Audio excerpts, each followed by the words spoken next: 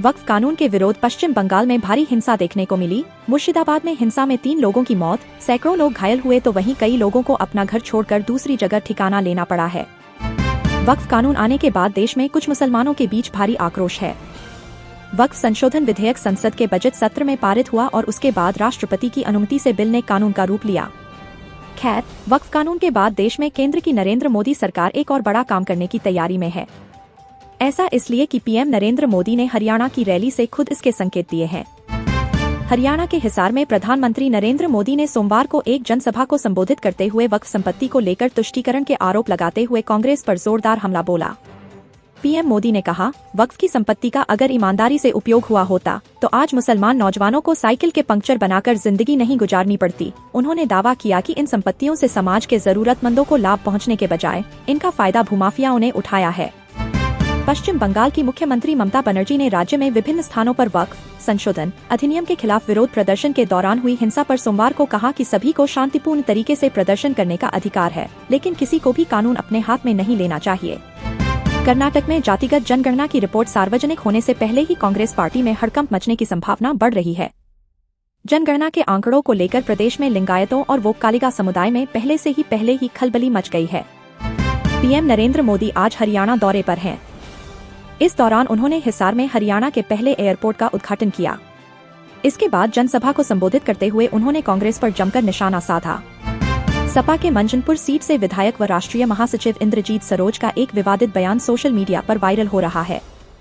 Party कार्यालय में अंबेडकर जयंती पर आयोजित कार्यक्रम में उन्होंने भारत के मंदिरों को शक्तिहीन बताया।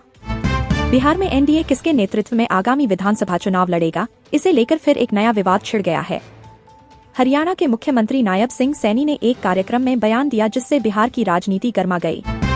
उत्तर प्रदेश के फैजाबाद से समाजवादी पार्टी के सांसद अवधेश प्रसाद ने वक्फ कानून को लेकर बड़ा बयान दिया है। उन्होंने कहा कि जब सपा सरकार आएगी तो इस कानून को 48 घंटे में वापस ले लिया जाएगा। यूपी के मेरठ में एक युवक की सांप डंसने से मौत हो गई। बताया जा रहा कि सांप ने युवक को 1 या 2 बार नहीं बल्कि 10 बार डंसा। उसके शरीर पर 10 जगह डंसने के निशान मिले हैं। ताज्जुब की बात यह है कि रात भर युवक को डंसने के बाद भी सांप वहां से नहीं हिला, वह लाश के नीचे दबकर बैठा हुआ था। हरियाणा के हिसार में पीएम मोदी ने वक्फ संशोधन कानून को लेकर कांग्रेस पर हमला बोला।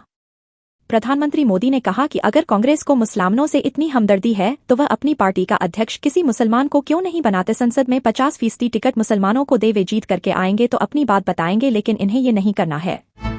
ईरान और अमेरिका के बीच परमाणु समझौते को लेकर चल रही बातचीत ने एक और जहां डिप्लोमेटिक उम्मीदें जगाई हैं, वहीं अमेरिका के पूर्व राष्ट्रपति डोनाल्ड ट्रंप ने ईरान को साफ चेतावनी दे दी है।